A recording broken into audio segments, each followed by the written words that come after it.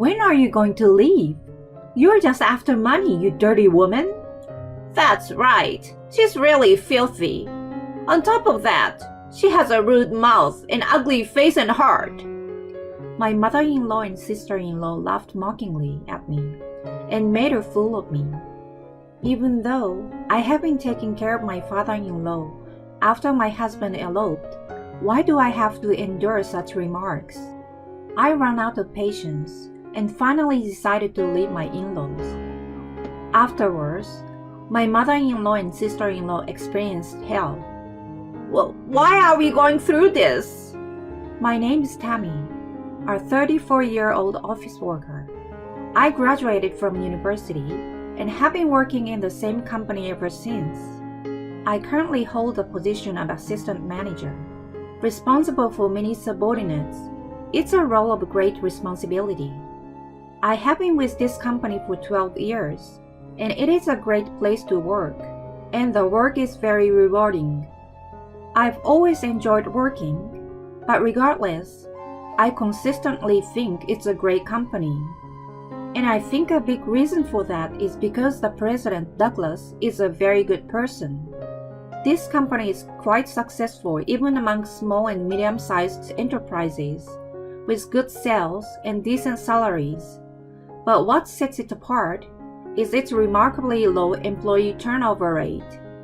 Actually, since I joined the company, very few people have left, and even when they did, it was mostly due to reasons like marriage or childbirth.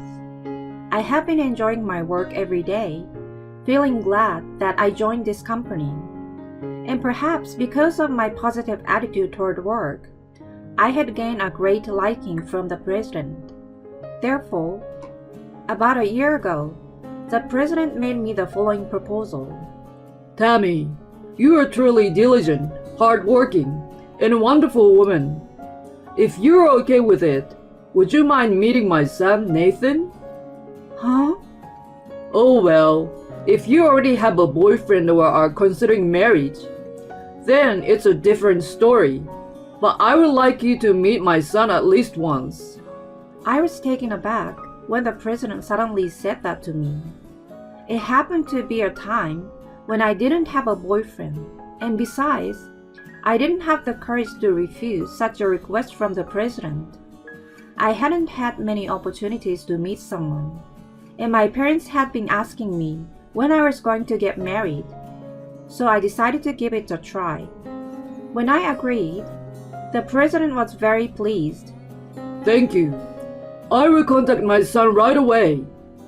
And just like that, a date for me to meet the president's son was quickly arranged.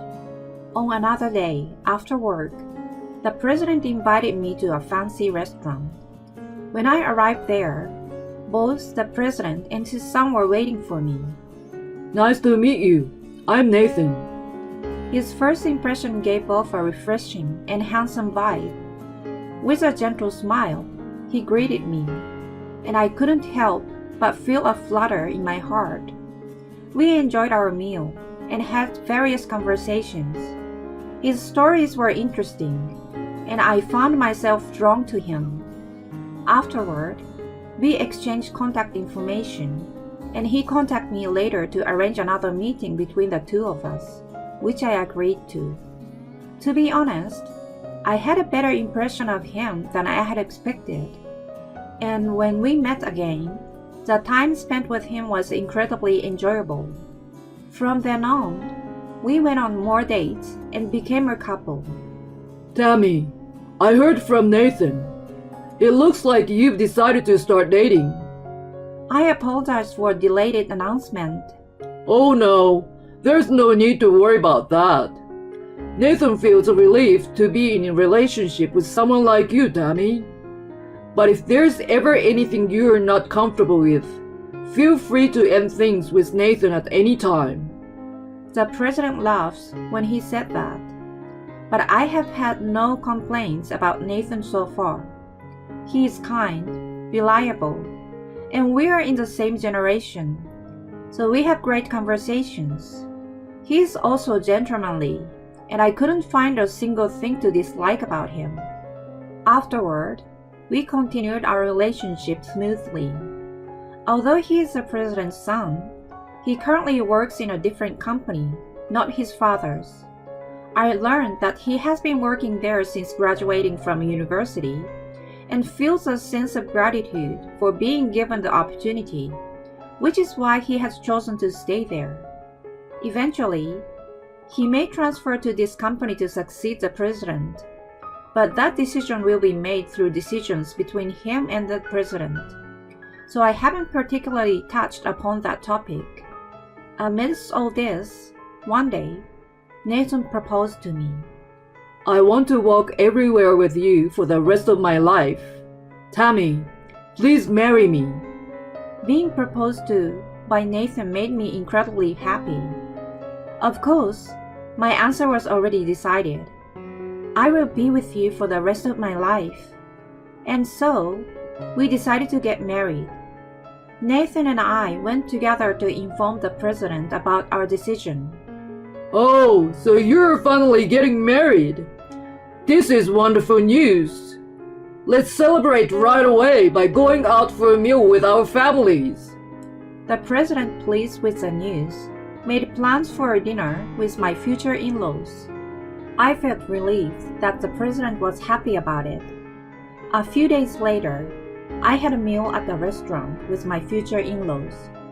Nathan's family consists of his father, Douglas, his mother, Anna, and his sister, Rachel. It was my first time meeting Anna and Rachel. As expected of the president's wife and the president's daughter, they were dressed in high-end browns and exuded elegance. I suddenly became nervous. Although I have known the president and Nathan for a long time, and don't get nervous around them, I knew that my mother-in-law and sister-in-law would scrutinize me as another woman. I couldn't help but worry if they would like me or not. Nice to meet you. I'm Nathan's mother, and this is my daughter Rachel. Hello, nice to meet you. I look forward to getting to know you. Well, it seems you take care of your appearance. Rachel suddenly said that while checking out my outfit. It was the most expensive outfit I had, so if it was criticized, I thought I would be in trouble. I was relieved to receive a compliment. Afterward, we enjoyed our meal and conversation. Thanks to occasional support from Nathan and the president, I was able to have smooth conversation with my mother-in-law and sister-in-law. Tammy, nice to meet you. Let's get along from now on. As the wife of this family, please take your responsibilities seriously. Yes, thank you. I will do my best. I suppose for now, I have gained the approval of my mother-in-law and sister-in-law. Hearing those words from my mother-in-law brought me some relief. Afterward, we complete the introduction between the two families, and Nathan and I had our wedding ceremony. Many people from the company attended the wedding, as it was the wedding of the president's son and deputy manager. And as the wedding proceeded smoothly, Nathan stepped forward in front of everyone, took the microphone, and made the following declaration. Thank you very much for attending our wedding today. From now on, I will be transferring to my father's company and working with the assumption of succeeding as the president. I kindly ask for your guidance and support. Afterward, the president also stepped forward. Everyone, please take care of my son from now on. And he made his greetings. The venue was filled with excitement, and everyone applauded together. The wedding was a great success and became a joyful ceremony. Afterward, Nathan and I went on our honeymoon abroad and started living together upon our return. Our newlywed life was incredibly enjoyable. Since both my husband and I work in the same company, we commuted together every day and devoted ourselves to our work. Although my husband is in a different department, he seems to be diligently learning his job. Well, since he will eventually become the president, he may come to my department in the future, and I might even teach him about work. To ensure that I can properly guide him when that time comes, I will also put my full effort into work. With enthusiasm, we worked and had a wonderful newlywed life at home. Tammy, you're really good at cooking. It's really delicious. Thank you. It's worth cooking when you eat it so happily like that. My husband always ate the dishes I made with great delight, and he never failed to compliment their deliciousness. I lived alone for a long time and cooked for myself a lot, so I was getting good at cooking. I felt glad that I could be useful in this way. My husband and I were living a happy newlywed life, and I truly felt that marrying him was the right decision. We lived a peaceful life as a couple for a while after that. But about 2 years into our marriage, my mother-in-law began to interfere in my affairs. Hello, Anna. How can I help you? Tammy, when are you going to have children? Huh? It's been 2 years since you got married, you know. You'll be in trouble if you don't give birth to an heir soon. My mother-in-law started shouting like that suddenly over the phone. I'm sorry, but having children is a gift from nature. My husband and I have been discussing waiting for it to happen naturally. Well, how dare you give me your opinion as a daughter-in-law? I can't believe it. You're getting too full of yourself just because my son likes you, aren't you? No, that's not true. Then have a child right away, or else I will make you two get divorced. That's... My mother-in-law was pressuring me by saying such things. I immediately consulted my husband. My mother said something like that? Yes, she shouted at me and said those things. That's terrible. My husband said he would talk to his mother and address the issue. But then, I received a phone call from my sister-in-law. Hey, listen here. What's your intention trying to tattle on Nathan and attack our mother? Your actions are petty. I never had any intention to attack anyone. I simply discussed it with my husband because I was being unfairly criticized. Oh, great. Nathan made a mistake by bringing in an insolent wife like you. That's... My sister-in-law, just like my mother-in-law, directed harsh words at me.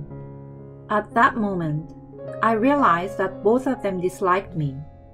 If they want an heir so badly, why don't they let my sister-in-law have the child? Why am I the only one being blamed? But if I were to say such things, they would get even angrier. So I held back my words and remained silent. Now my sister too? When I consulted my husband, he had a look of disbelief. My sister has always been divorced once and came back home. So maybe she don't like you, Tammy. That's... Well, you don't have to deal with them. However, even if my husband said that, there was a strong possibility that they would still come after me on their own. What should I do in that situation? I was thinking that, and sure enough, my mother-in-law and sister-in-law snubbed me every time I went to my parents-in-law's house. They would call me names like a heartless woman, useless, or a gold digger. They would take advantage of moments when my husband and father-in-law weren't around to say such things.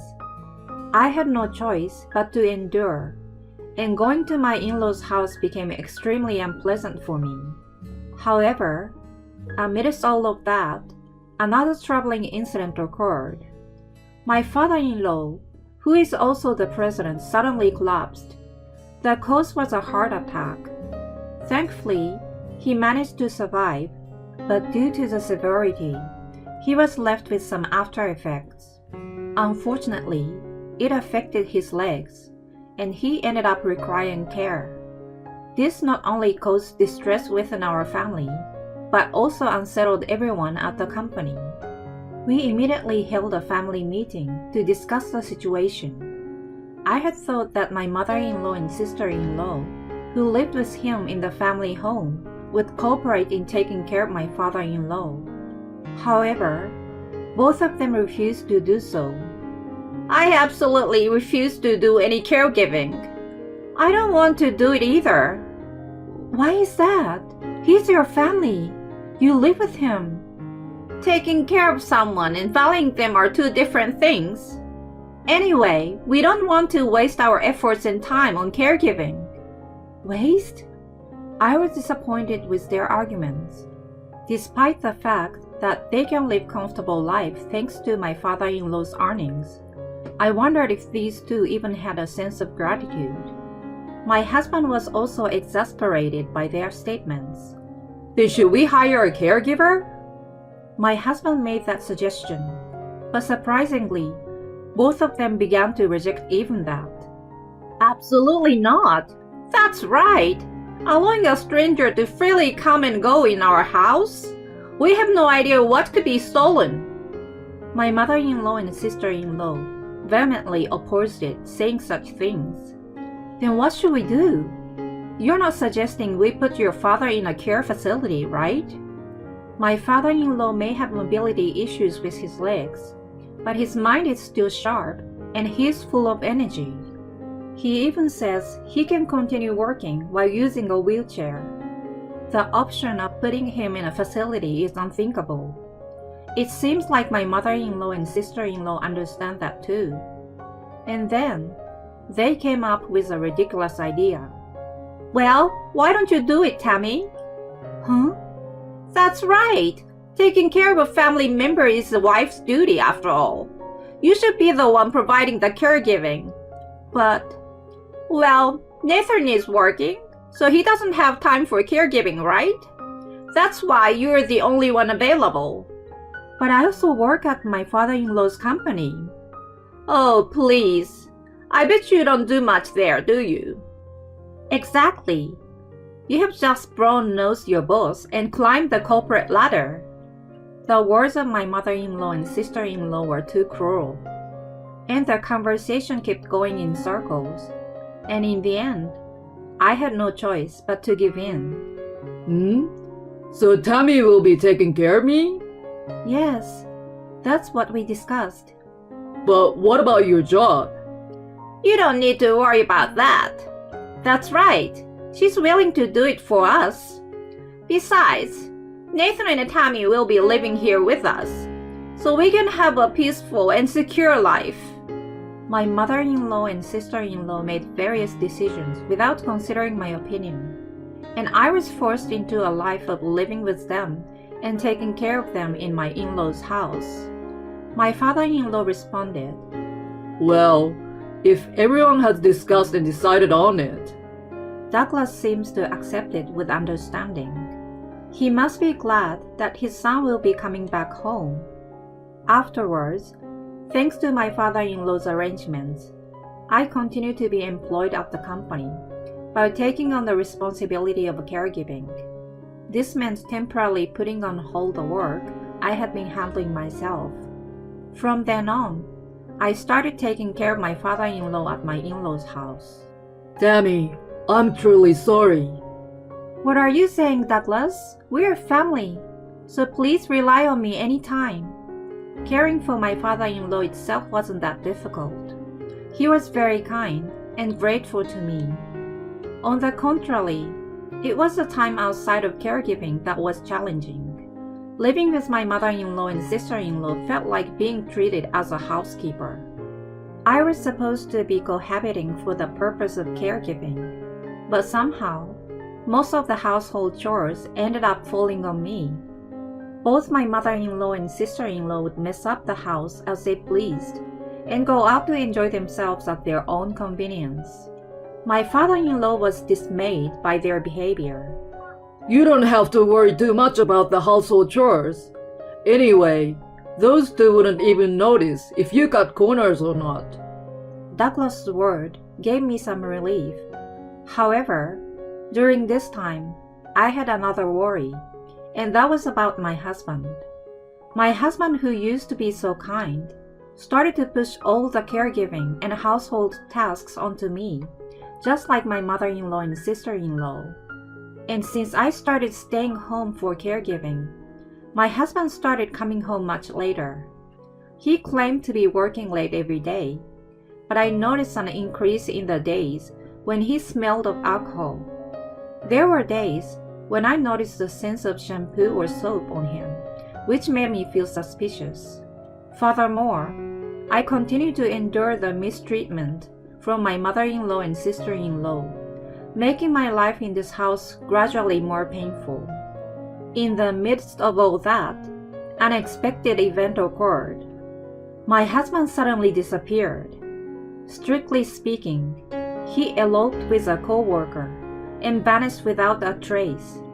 While both my father-in-law and I were absent, it seems that my husband was freely indulging himself at work and had developed a romantic relationship with his secretary. And then, he abandoned everything and disappeared with her. This came as a shock to the entire family. My husband, who was supposed to take over as president, was gone, and he was even having an affair with his secretary. Due to his reckless behavior, the company's management was on the verge of collapsing. In order to handle this situation, my father-in-law, despite being in a wheelchair, had no choice but to take charge and handle various matters. I was filled with sadness and frustration due to the betrayal from my husband. But first and foremost, I had to support my father-in-law and rebuild the company. So I suppressed my own feelings. I could not abandon my father-in-law and the company. After that, for a while, I took care of my father-in-law's caregiving while also attending board meetings together. I was working with my father-in-law while being at home. Since my father-in-law's mind was still sharp, the company's recovery was progressing smoothly, and little by little, our daily life was returning to a more stable state. In the midst of all that, one day, my mother-in-law and sister-in-law confronted me. "Hey, Tammy." "What is it, Rachel?" "When are you leaving?" "Huh?" "Well, you were abandoned by Nathan, weren't you? He even left behind the pre-filled divorce papers and walked out. And yet, you're still lingering here. Isn't it because you're after our father's inheritance? You're just a money-hungry, despicable woman." Upon hearing that, my mother-in-law joined in and followed suit. "That's right. You are truly disgusting. On top of that, you have a rude mouth and an ugly face and heart." Saying that, my mother-in-law and sister-in-law mocked me and burst into laughter. Even after my husband eloped, I had been taking care of my father-in-law, so why do I have to endure such comments? "Just get out of it already. You poor excuse for a person." Unbelievable. Just how much do they think I've done for this house and company? I've reached my limit, and I finally decided to leave my in-laws' house. First, I played the recordings I had kept of the numerous verbal abuses from the two of them to my father-in-law. I couldn't just keep taking it without doing anything. That's why I was recording it for some time in the future. My father-in-law was left speechless after hearing the countless outrageous verbal attacks from the two of them. Tammy, I feel truly sorry for causing you so much pain all this time. I didn't realize it before, and I deeply apologize. My father-in-law apologized to me. He also mentioned that he would divorce my mother-in-law and cut ties with my sister-in-law. Thank you so much for everything you have done until now. If you're okay with it, Tammy, I would like to continue relying on you at the company. Is that alright? Yes, I look forward to working with you in the future. Thank you. I decided to leave the house with my father-in-law's permission. Afterward, my mother-in-law and sister-in-law ended up experiencing hellish circumstances. It must have been around 2 weeks later. I received a phone call from them. "Hello, what's the matter?" Wait a minute. What do you mean? Why are we going through all this? Both of them appear flustered. "Please calm down and speak properly." We were kicked out by my father. You must have manipulated something. they expressed their anger while saying so. I simply played a recording of the verbal abuse you two subjected me to all this time and let Douglas listen to it. What? Well, Douglas got angry after hearing about it and kicked you both out. So it's your own fault, isn't it? Don't joke around. What do you think you're doing? That's right. You're just a plain woman who got dumped by Nathan. See, whatever you want, it doesn't matter, right? However, I'm already free. Oh, and by the way, I will be taking over Douglas' company. What do you mean? Nathan abandoned his work and ran away from the company. You two weren't working to begin with, so it seems Douglas wanted to entrust everything to me. In fact, ever since Nathan eloped and abandoned his duties, I have been working closely with Douglas all this time. It seems I was able to earn his trust. That's unbelievable. Are you trying to take everything from us? Oh no, not at all. First of all, isn't the house and company both owned by Douglas? Besides, it was you two who were benefiting from it, right? But if you act arrogantly and do as you please, it's no wonder you're no longer welcomed. I've already conveyed what I wanted to say, so are we done here? I'm busy, unlike you two who just play around. Wait a minute. I said that and hung up the phone. It was a bit disappointing that I couldn't see my mother-in-law's frantic reaction. But since it seems like they were in quite a difficult situation, I thought, well, serves them right. Afterward, my in-law's divorce was finalized, and my father-in-law sold the house. Currently, he's living alone in a luxurious barrier-free apartment and has hired a caregiver to assist him in his daily life. At work, my father-in-law has been teaching me various things to prepare me for taking over as president. By the way, concerning my ex-husband, it seems that a few years ago, he accumulated debt and found himself in trouble, so he visited my father-in-law for help. However, of course, my father-in-law turned down my ex-husband's request. It appears that my ex-husband mentioned that he would take over the company, but when he heard that I would be taking over instead soon, he seems to be filled with despair. And so, it was declared that his ties would be severed with my father-in-law, and it seems he hasn't been seen since then. I don't know how he's doing now, but he's probably struggling with a life full of debt and poverty. By the way, my ex-mother-in-law and ex-sister-in-law are living together in a cheap apartment, I heard. Unable to forget their once affluent lifestyle, they have apparently become overwhelmed with credit card payments and consumer loans, drowning in debt themselves. The path they will follow from now on will undoubtedly be a living hell, but it no longer matters to me. I intend to make good use of what I learned from my father-in-law and protect the lives of my subordinate as their president.